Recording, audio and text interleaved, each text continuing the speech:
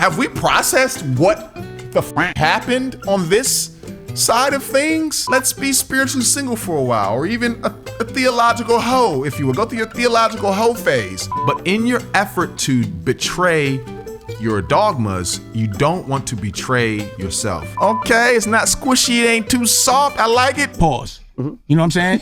What's going on, family? It is so good to be back here among the living, as the old folks would say. Happy to be among the living. I'm happy to be here, thankful for life. And I just want to get right to it. This channel, Flights and Feelings, most of the time, not always, but most of the time, we are walking through just the experience of letting go of Christian faith and what that feels like, the experience of it, the existential part of it, not the apologetics. I try not to. I have fell to it a couple of times, but I try not to get into the weeds of like, is the Bible true or not true? And this is why I don't believe XYZ. There are plenty of other channels that will scratch that itch for you, but I personally don't find a lot of channels that just walk through the experience, what it feels like to lose faith, to lose hold of the childhood religion that you may have had and wander into the next phase. What does that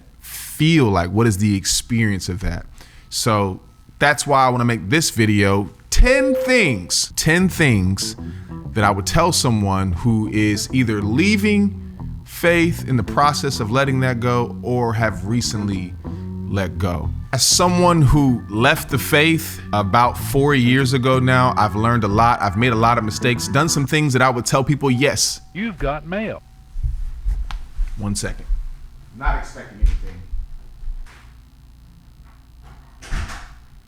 Or maybe I was expecting something. Books. Oh, toothbrush. Where do we go from here? Martin Luther King Jr. Where was I? As someone who has left the faith as a somewhat modestly prominent figure within Christian spaces, as a YouTuber, as a speaker, as a poet, as an artist, traveling around the country and the world, making my living and my identity out of this Christian space, it was no easy thing to do. And so I have made a lot of mistakes on the back end of that. And I've done some things that I think I would still recommend to people. And so I want to help those who are going through a similar experience, have recently gone through a similar experience, and are trying to make sense of life now. And it's really easy when you're in the church because you got the Bible, you got preachers, and there's a very clear sort of systematic way of people telling you, here's what you should do. But in this space, it feels kind of gray. And so I want to try to remove, there's going to be a lot of uncertainty in life, especially in this phase. But as much as possible, I'd like to remove some of that gray for you in this video. And I think more voices like this are needed, especially because so many people are trending towards leaving the church. Now, this is an interesting trend in America. It's been happening for a while now. A lot of people leaving Christianity and ending up in a sort of gray space, the rise of the nones, as they call it, the non-religious, whether agnostic or atheist or just spiritual but not religious, just kind of all in that bubble. Whatever that is, it likely means that some people were doing some pretty heavy deconstructing, because there was a time in America where we were largely Christian. I'll put the stats up here somewhere, but it wasn't long ago that we were at least even 80% Christian, and then that number has been trending down. Though this may be an experience that is statistically popular, it doesn't negate the fact that you going through it as an individual person, that's very difficult. It's a very difficult experience. And so I want to offer some sort of help in that, sort of adding to hopefully other voices and other wisdom that you're getting in your life. All right, let's get to it. This is the first thing I would say. One, this is a big deal, okay? And I know that sounds obvious, but it wasn't for me. Like, it was a big deal when I was really going through all the doubt and questioning. But when it came time to actually make that decision to leave, maybe because it was pandemic and I was alone and there wasn't a lot of eventful things happening. Well, there were a lot of eventful things happening. There were so many eventful things happening in the world that actually I made less of an event about what was happening in my own life. And maybe there's a lot of things happening in the world right now, and you leaving Christianity may feel like it is dwarfed by that. And so it may not feel like a big deal. But if you were like me and you were raised in the church, you made your life deeply rooted in Christianity, in the teachings of Jesus, in the church, whether you worked for the church, maybe you made a living being a Christian, or you were just a very, very devoted layperson. Either way, if you were anything like me, where Christianity really was the root and foundation of your life, then this is a big deal. Don't overlook that. I'll say, as a caveat though, don't stay a second longer than you should, but don't leave quicker than you should either. I had someone come up to me recently, as I do somewhat regularly. I'm kind of surprised at the amount of people who come to me saying they've watched these videos on this channel, because it's not really a big channel. So I just think that it's kind of going under the radar for a lot of people. I was talking to someone who was kind of going through the same thing, considering leaving. And the first thing I told her was, just like Jesus gives the warning to people who want to follow him, and he says, count the cost, essentially. He's like, hey, birds have nests, foxes have holes, but the Son of Man doesn't have a place to lay his head. Basically saying, like, you say you want to follow me, just letting you know this is not going to be a very simple, easy thing. This is not a flippant decision that you can make. And I would make the same argument as Jesus in reverse, that leaving Christian faith in the way that you know it, deconstructing it, even if you're not fully leaving Christian faith, but maybe you're leaving the fundamentalism of it, you're leaving a very deeply knit community of believers, and you're withdrawing yourself. Don't take that lightly. Consider the cost. I don't know if I fully considered the cost. That's one side, because then also on the other side is, though, as someone who is in a toxic relationship or dangerous relationship, sometimes it is also wise to be like, hey, I've considered long enough, and I'm leaving in the middle of the night. I'm not telling anyone. And everyone's experience is different, so I believe that there's a space for that as well. But still, even those who may end up leaving in the middle of the night, count the cost of what decision that you're making. I know it's probably surprising to hear from someone who's fully left Christianity, but let's just throw that in there. Second thing that I would say is, you're not crazy. You're not sinful for having these thoughts of wanting to leave or having already left. And even after leaving, sometimes you have that sort of residual. Christians would call it conviction. Oh, that's the Holy Spirit tugging at your heart. It could just be residual conviction or residual condemnation, residual religious affections that you may have. And that can take a while to shake sometimes. But let me just say that you are not crazy. You are not alone. Obviously the statistics show that you are not alone in that, but you're not crazy for using your cognitive faculties to think through some of this stuff. Even if you land somewhere in a sort of gray version of Christianity, that questioning that you're going through, there's not a virtue in gaslighting yourself or allowing others to gaslight you. You've read the apologetics books, you've heard the arguments, and it still doesn't add up.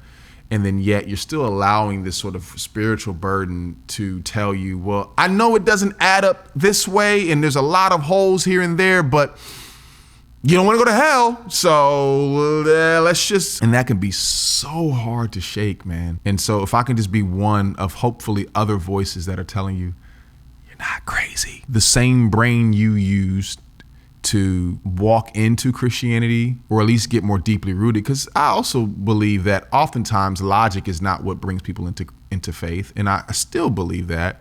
But what makes you stay oftentimes is the logic of it. Like, okay, you had this very deeply existential experience, and what locks you into a lot of these deeply held dogmas and doctrines of conservative spaces, even mainline Protestant ideology. What keeps you there is the reasoning, right? You go to Bible study, you're starting to connect the dots between the Gospels and the Old Testament, and you're hearing about apologetics and all that.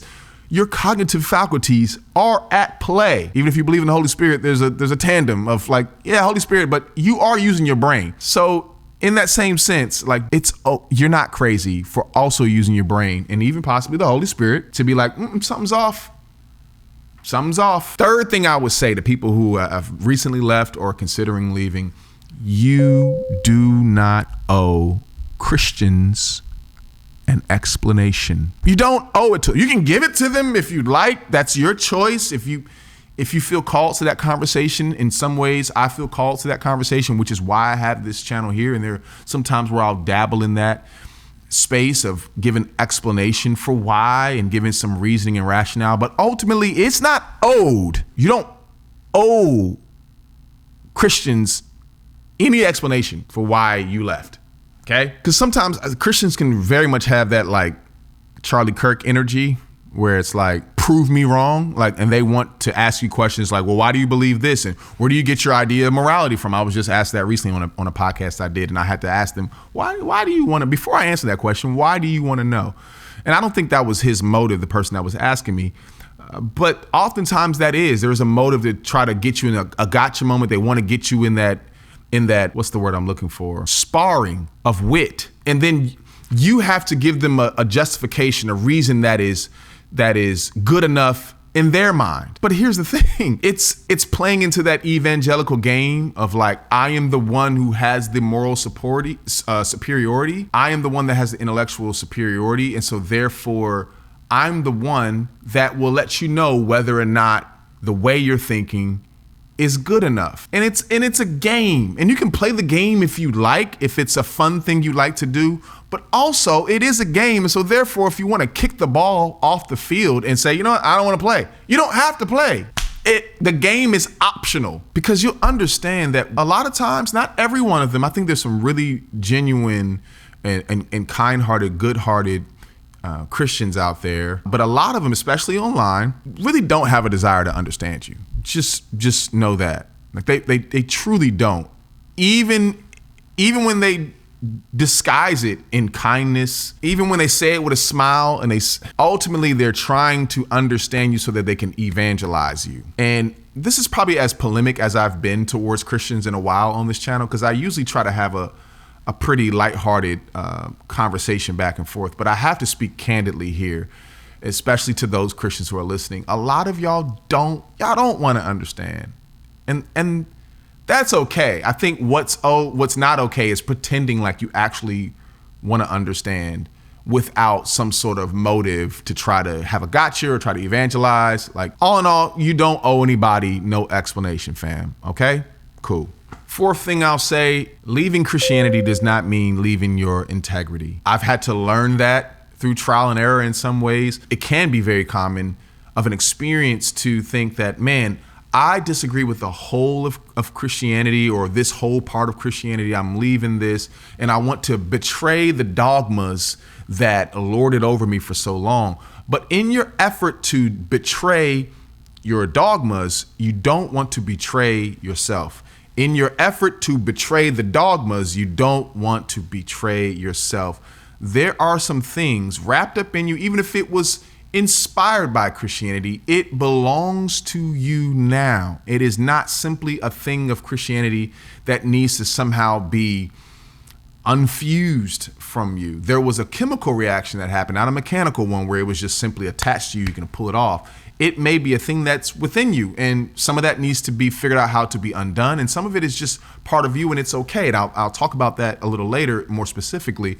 But there may be values and moral truths that you hold to, how you want to maneuver and move through life, that is not simply the Christianity at work. It is you. It is your compass, and that is okay. Like, don't just be very careful when you start wanting to go out and live your life that you don't betray who you are in your effort to betray the dogmas. Fifth thing I'll say is you will find good people. You'll find your tribe. And experiment with that. Explore new tribes. Here's the thing. You're an adult. You have discernment. You can still use the discernment to not...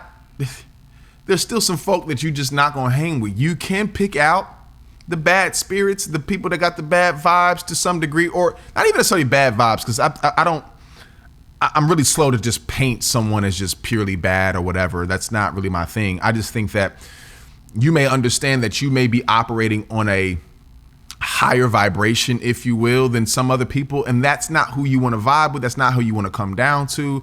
That's not who you want to align yourself with long term. And you have that discernment. Don't turn that discernment off in looking for your new tribe of people, but you will find them. I know it's it can feel like church really does give you a ready-made community. You can just go to church and boom, there's a bunch of people there that think and act like you. Specifically, like they're going to that church because of not just Christianity, but this particular version of Christianity.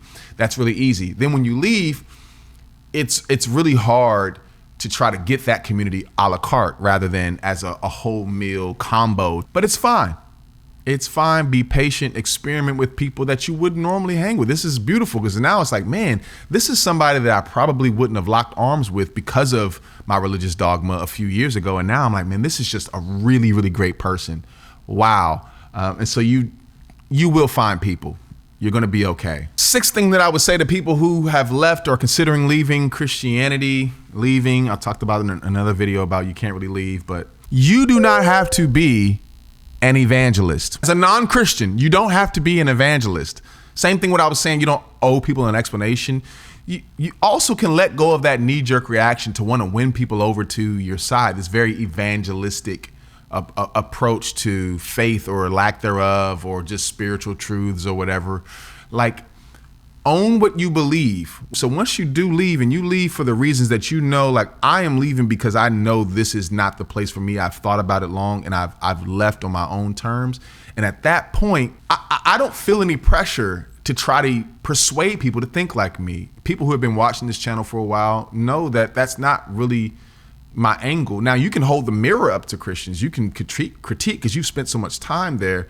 And I think that you are allowed, you've earned the right to speak boldly about critiques that you may have of Christians, and they can choose to listen or not. But as far as actually trying to like get into the quibbles about who's right and who's wrong and trying to convince somebody else. Now, if you just like to discuss those things, which I do, and that's fine. I don't mind discussing these disagreements that we have, but just know at the end of the day, I'm not looking for you to agree with me. I'm not looking for you to let go of your faith. Faith is such a complex thing. It's not just 1 + 1 = 2. It's 1 + 1 plus childhood memories, plus this experience, plus evolution, plus the way your brain was wired, plus personal experience, plus so many subjective things that coming to faith is not simply this having a good enough hold on the objective facts to leave. It also comes, even walking away from Christian faith, you'll understand, comes with some subjectiveness to it as well, which I won't get into right now.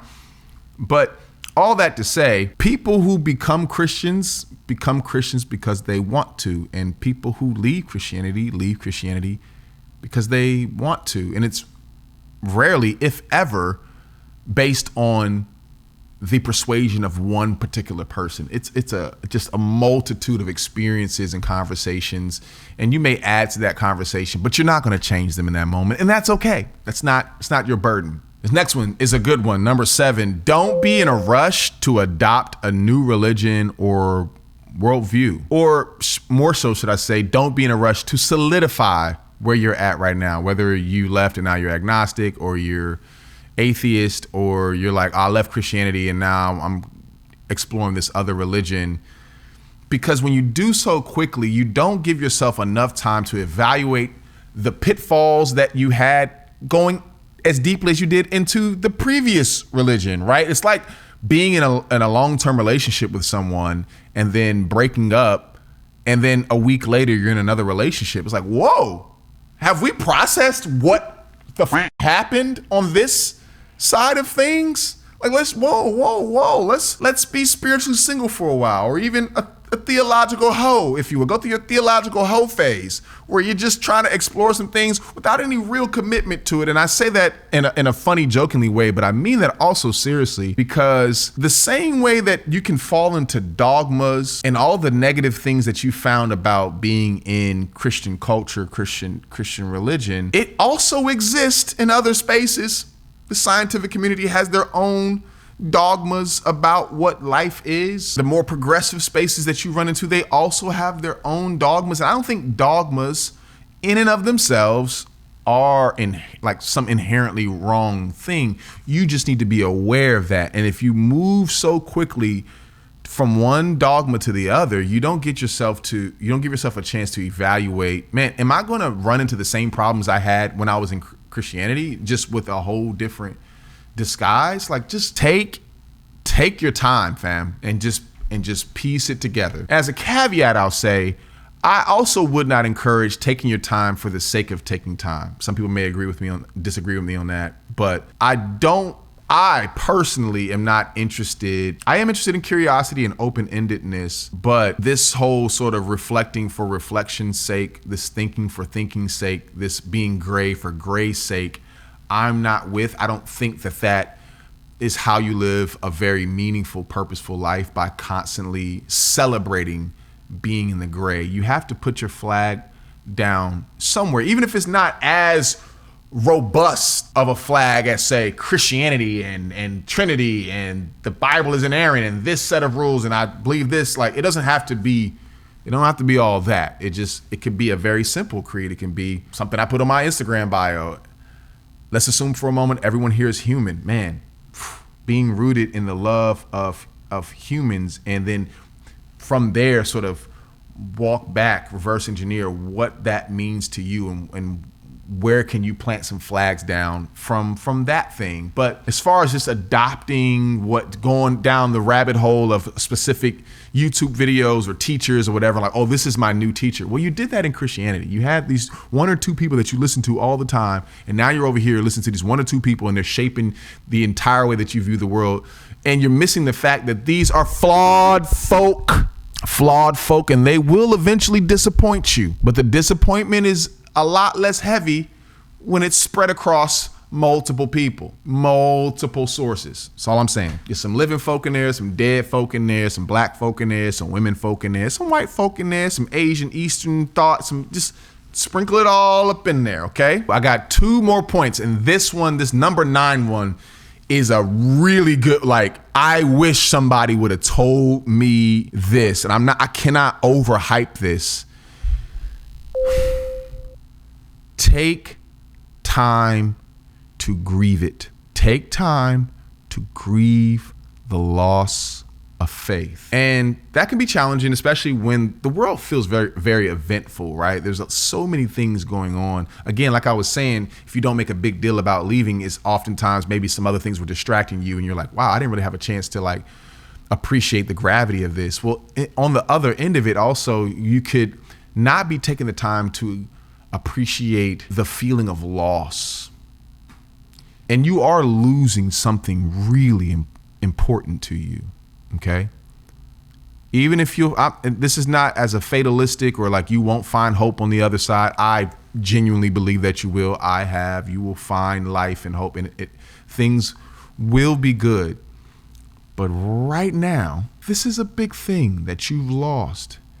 And when you consider, even as something simple as losing a job, that can be disorienting and heavy and sad. It may make you want to cry.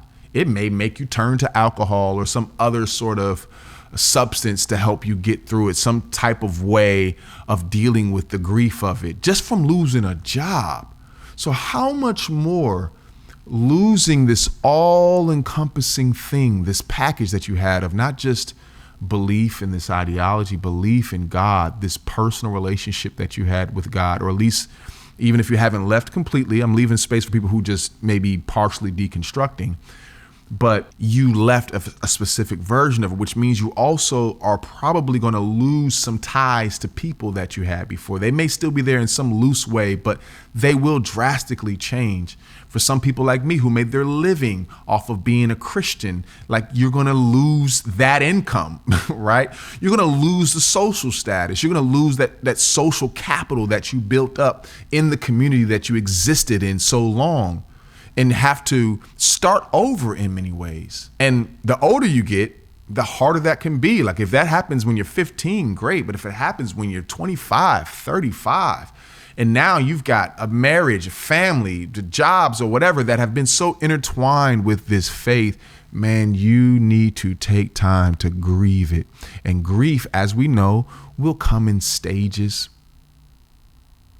It'll come in phases. it's not, when I say take time to grieve it, I don't mean sit with it for a week or two and then get over it. Sit with it for a month or two, sit with it for a year or two. This is a big thing. People, I left the Christian faith, or at least I announced it. I announced it 4 years ago in August. And people still are saying, like, why are you still talking about this? And it's because either they can't or they don't want to appreciate just how real this was to me and how all encompassing this was to me. And so, yes, just like you would grieve a loss of a relationship over time, the loss of a family member, if Christians will say that God should be more important than any people that you love here on earth, and you really took that position, then losing that God is a big thing. So grieve it. It's okay. It's okay to cry about that, to be sad, to be embarrassed a little bit for a little while, to mourn it, to be upset, to go through all the feelings that grief will take you through. Because, grief is not just one emotion. It's often laughter and sadness and anger and frustration and confusion. It is apathy sometimes. It's a mix of things. So give yourself time to grieve that loss, because you need to do that so you can continue forward. Otherwise, it may pop up, that grief may pop up in ways. It may pop up in ways that may be destructive or toxic to your life because you didn't take time to really sit through and process through what this loss really means to you. And instead, you went on to do other activities to try to distract you from that loss. So take time to grieve it. My last point, I've said this before on my channel, and I think it makes for a great last point. You are allowed to keep what is beautiful. What that old Christian song say, the world didn't give it, the world can't take it from me. And in many ways, you can say, well, the church gave it to me, but the church can't take it from me. No one has the power to take away the experiences, the beautiful experiences that you had in faith. I've had Christians upset with me that, I make Christian jokes sometimes, or it feels like I'm trying to hold on to gospel music references or stuff because that's theirs and it's not mine. It's mine. What you gonna do? What you gonna do? If I don't give it back, what you gonna do? It's mine. I may not be a black Christian, religiously speaking, in any fundamental literal sense, but culturally, I'm a black Christian. You can't take that from me. You make black Christian references or jokes, I'm gonna get it. You make references to black church experience, I'm gonna get it. Why? Because that's me. If I lived in New York for 20 years and then I moved to Florida, you can't tell me, well, now you can't claim nothing about New York. You don't know nothing about New York culture. You can't make any comments. You can't celebrate anything about New York. It's like, nah, I'm still from New York. I'm not from New York. I'm from Texas. I don't know why I use New York as an example, but anyways, you get to keep what's beautiful, not just the cultural artifacts like music, but you also get to keep the rituals. In fact, I would encourage you to keep some of those rituals. I would encourage you that you can leave the religion, but you don't need to leave the rituals. Those rituals will keep you. They'll keep you sane through this. That practice of prayer, that practice of fasting some time to get your mind right and to focus and lock in, to set your mind on things that are not superficial. Maybe you need to pray. Maybe you need to fast. And some Christians will try to convince you, well, you're only doing that because whatever, they do that evangelical game. That's not for you to be involved with. Like I said, you get to keep the rituals. You get to pray. You get to read the scriptures. And, I'm gesturing to my Bible that I have on my coffee table, and you get to toss what you don't want to keep. I'm doing the very thing that Christians told you I couldn't do. All that eisegesis and you cherry picking what's in the Bible. Yep. I don't even like cherries like that. I say I get the strawberry pick. I love strawberries. So yeah, I be strawberry picking scriptures. I love them. I go through, I was like, is this one? This one got a little mold on it. This one, smell a little tart. I'm good. This one, nice and full. Okay, it's not squishy, it ain't too soft. I like it. Pause. You know what I'm saying? Okay, pause on all of what I just said. But strawberry picking, man, you get to pick and choose now. It's okay. All the things they told you couldn't do, guess what? You can do it now because you don't have to play their game. And you get to keep what you deem as beautiful and useful for your life. And you don't have to explain that. You don't have to justify that to anyone but you. And I'll say with that, and it's sort of like a 10A, 10B point. With that, you may find that you get to experience what you have been calling God for so long. You may get to experience that in a more tangible way, in a more fulfilling way, without all the dogma, without the shame, without the feeling the need to capitulate to a particular brand so that you can feel accepted and not shamed by the community that you found yourself in. But now you get to have these very deeply, like when I pray not out of any shame or out of any Christian duty, because if I pray today, okay, and if I don't pray today, I haven't disappointed anybody. If anything, I can say, man, I could have gained something from that if I had prayed, and I want to continue to do that. That is for me. It becomes, prayer is a much more genuine practice for me now after leaving Christian faith. Just be open to that. Be open to the idea that you get to keep what is beautiful. That's all I have to say about that. I'm going to recommend this book right here, The Power of Myth. This is today's book recommendation. Thought this was apropos for this particular video. Joseph Campbell. This is somebody that was really, really helpful to me when I was, I'd say probably a year out of Christianity and just trying to grasp onto what does life mean now. And because the thing is, you cannot go through life without some sense of meaning, without some sense of connecting the moments together. And that's what narrative is. That's what myth is. That's what religion in many ways does for you, is that it takes the moments that you're living right now and connects them to greater moments. And we all need that as humans. You need to have that. And so I would encourage you to explore in that way. And it's how I found the Bible to be somewhat still useful to me, because of a guy named Joseph Campbell who talks about the power of myth. You can read this book, or you can also check out the 6-hour, 6-episode interview which is essentially a transcript of that's on YouTube. It was done, I think, on PBS. RIP. I think it'll be really helpful to you. All right. Love y'all. Peace.